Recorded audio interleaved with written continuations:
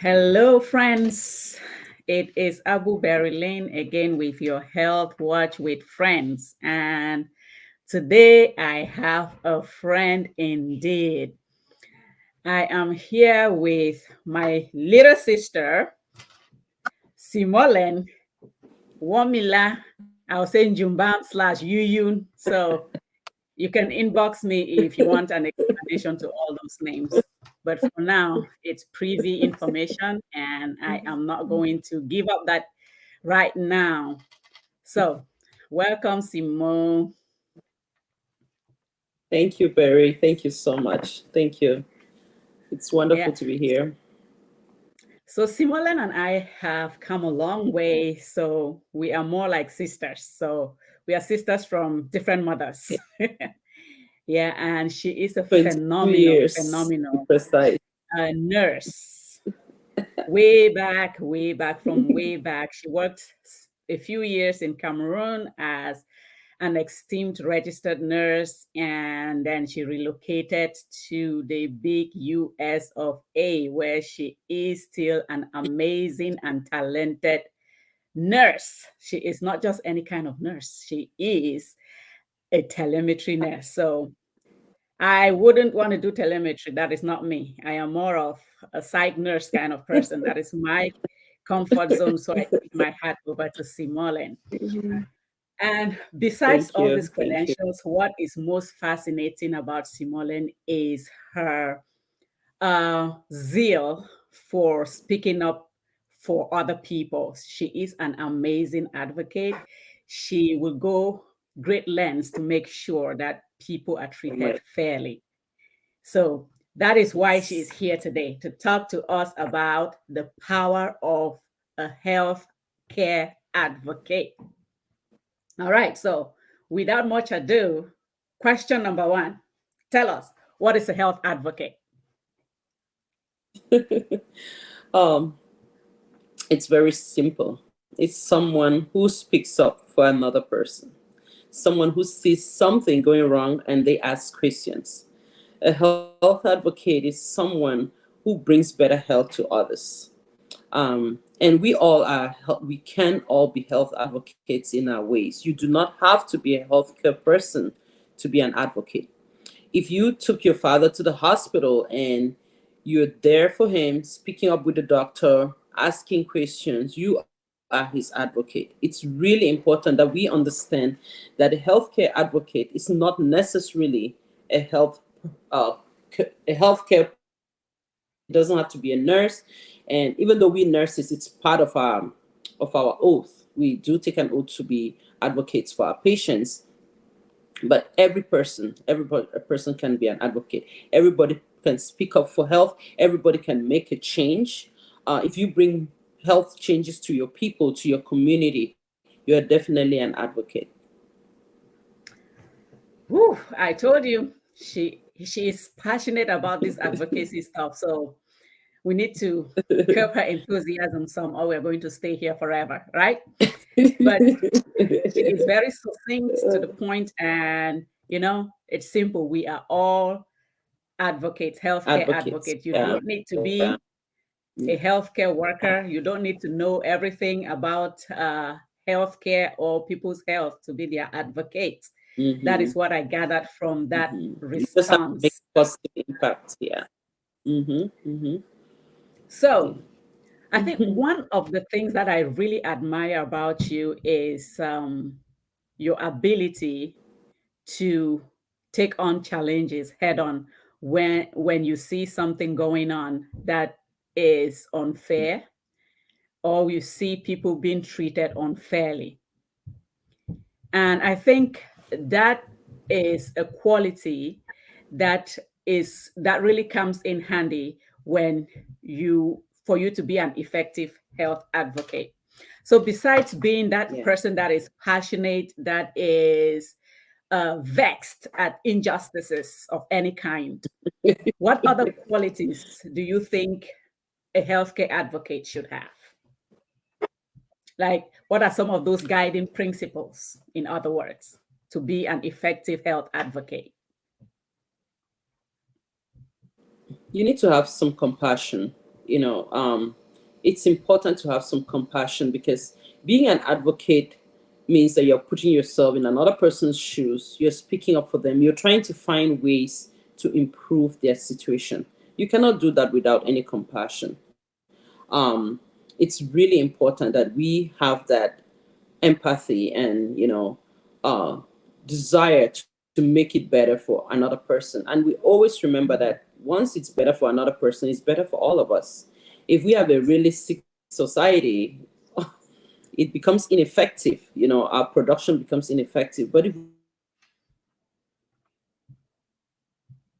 have delivery, we help an older person come into the hospital, get his medications on time. We just provide a bench for people to sit while they wait for medicines. Basic things that we can do to make a difference.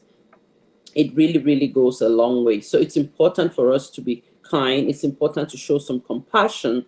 It's also important to have some discreetness. Just because you know something about people who need help, it's not a place to go make stories out of it, write a gossip blog about it. No, we need to have some ethics, some ethical concerns about people's situations, and be Mm. polite. Don't put people's information out there. It still goes back to and empathy. I mean, put yourself in their shoes. What you want to be done to you, do unto others. Mm. Compassion and empathy. Yeah. Those are like very two big principles you have just it's like a can of worms. So we don't want to go down that rabbit hole right now. So Yeah. compassion and empathy will take us a long way when Yes, it comes to being effective it will. healthcare advocates. Healthcare The, advocates. Yeah. yeah. The other thing about healthcare advocacy, and I think it's what people typically get confused about, like, what are the ways that someone can effectively be an advocate for themselves or for their loved ones or for their community? The first one is knowledge. We need some basic knowledge on stuff. Um, it is painful to watch a university girl believing a charlatan selling stuff in a bus and telling her that if you drink this, it's going to flush fibroids. Come on. You do not have to have taken biology or whatever. We all live in the world of Google, and information is we live in an information age. Pick up your phone. Instead of reading gossip bloggers, read something on a credible website like WHO, the Mayo Clinic. These are simple websites that will give you information. It's basic. Read things that are written by credible universities. Read simple biology. If you understand your body, you will not listen to a charlatan. You will not listen to somebody telling you that something you put in your mouth will be flushing things in your uterus. It doesn't always work like that. I think we need to acquire some basic knowledge. Another Mm. thing, if you are taking, most of us live with parents or older parents with chronic conditions. Their eyes have issues, they're diabetic, they're hypertensive, they have all these chronic things going on. If you only had the basic knowledge about their condition, when you take them to the hospital, you can ask intelligent questions. We have to learn to ask questions. It just takes me to my next point. We have to learn to ask questions. I know, especially, most people think that doctors know it all and they don't ask questions. You have to. If they're going to do a treatment plan, talk to the doctor. You're not challenging them. And I think people are always afraid the doctor is going to be like, oh, you're challenging me. It depends on how we Mm. ask a question. Put them down and said, this is my father, this is his routine, this is what we're going through. What is the plan? He is here in the hospital. What is the plan? We have to start speaking up. We have to start asking those questions. What is the plan for him? And if they tell you what the plan is, and you realize something you do not understand, or you know what his routine is, speak up. It's going to help. We cannot be quiet all the time. How many uncountable people have died in our society because they were diabetic? They went to the hospital in a diabetic coma and they gave them glucose. How many times has that happened? The family may have known the patient is diabetic, and the healthcare person would not have known, because you know how it is in our system. Sometimes they don't check the blood sugar first. If you just let them know that this patient is diabetic, that could even save their life. So we have to ask questions. We have to speak up. Let us acquire some knowledge. It is important. And then, to our leaders, when we get together in a Njangi group, imagine all our mothers who have Njangis and all these, groups and stuff. If we team together and storm our leaders, they will make a difference in our healthcare system. Our healthcare system is a total mess. That one is not an exaggeration. Do we have good practices? Yes. Do we have good hospitals? Yes. But the general population struggles. We need to be able to press our leaders for better healthcare systems. There are a lot of things that need to be fixed, but it's a population that has no healthcare is totally unhealthy. It's sick. It cannot produce. We really, really need to speak up for that as a community, as influencers, as people who can, make a difference. So I think some of the effective ways are acquiring knowledge, asking questions, and working together as a community to press our leaders for better healthcare systems. Whoa. I told you guys that she's passionate about this stuff, and there you have it. So you just blew my mind off. So with the way you went from one point to the other, like you should be teaching this stuff in There's quite a you lot. should be There's a teaching this lot. stuff in our schools of health professions. And I know you've talked quite a bit about the community members, the person on the street. As healthcare providers, as a healthcare provider, what are some suggestions that you have for our fellow nurses and physicians and pharmacists and lab technicians, or any kind of healthcare provider at all on the ground? What are some of your recommendations on how they can help our people uh, find their voice and keep their voice in advocating for better healthcare system at the primary or secondary level? I don't think it's very different from the points I mentioned. It's just more imperative. Like, they really need to step up. Um, Sometimes you're in a hospital system and you see what your fellow colleague is doing, and it's really wrong. How do we approach that? It's a huge cancer in our healthcare system, and it's more complicated than we can handle right now. But we need to first remember, as nurses, why did we become healthcare persons? Why? What was our why when we stepped into this? It was, oh, if you ask everybody, it's because I care for the sake, I care, I want to make a difference, I want to improve people's lives. Then what happens? Why do we let ourselves get corrupt by the bad system, right? You should learn to be the lone person. It's important. One good person is in a system can make a positive impact by just doing the right Mhm. thing.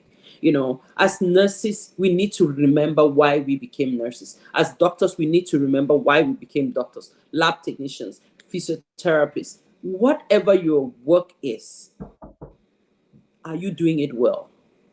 Are you Mhm. making a positive impact? It's sad that in most situations, money has become the thing that drives a lot of people.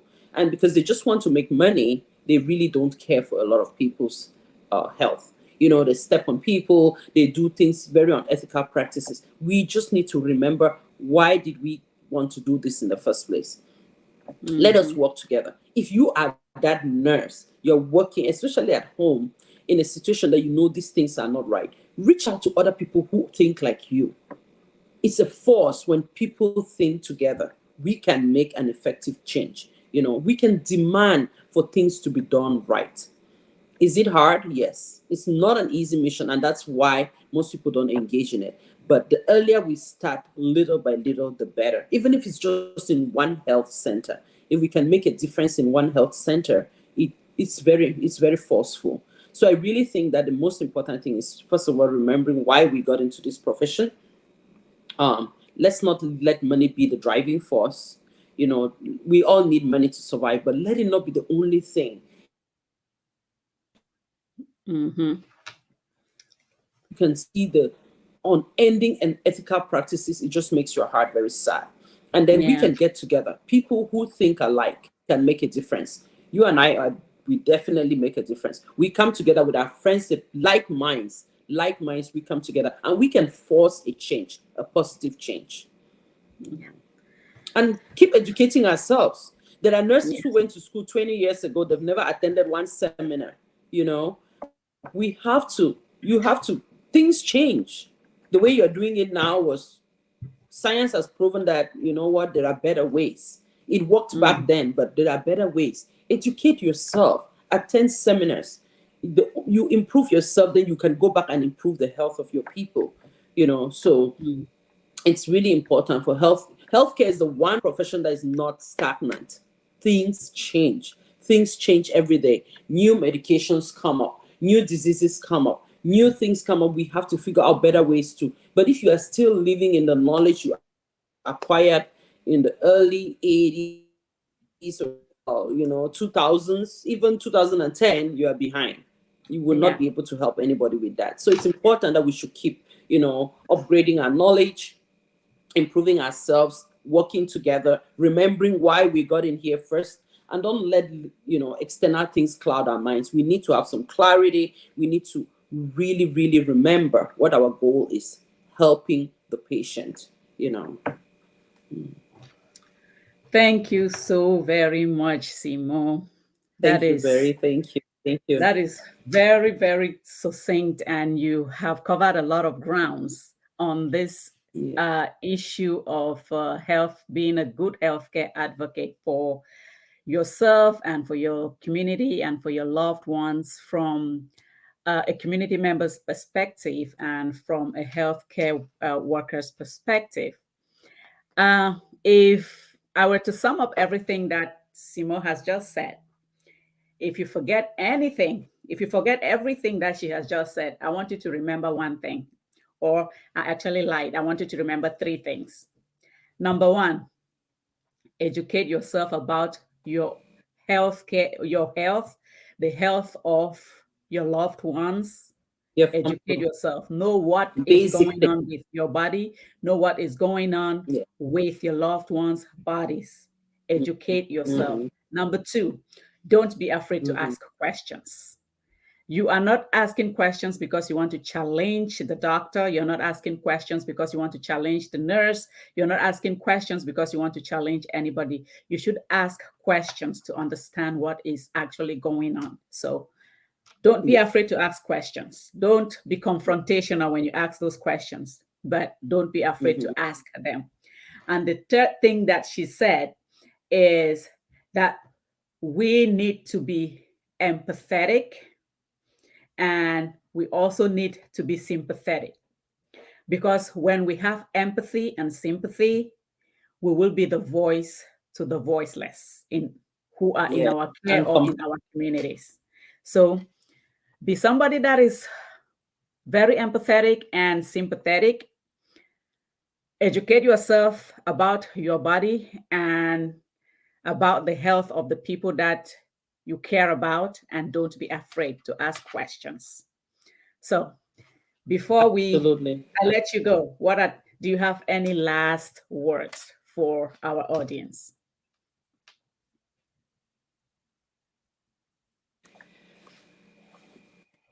Sorry for that interruption. I had some noise in the background.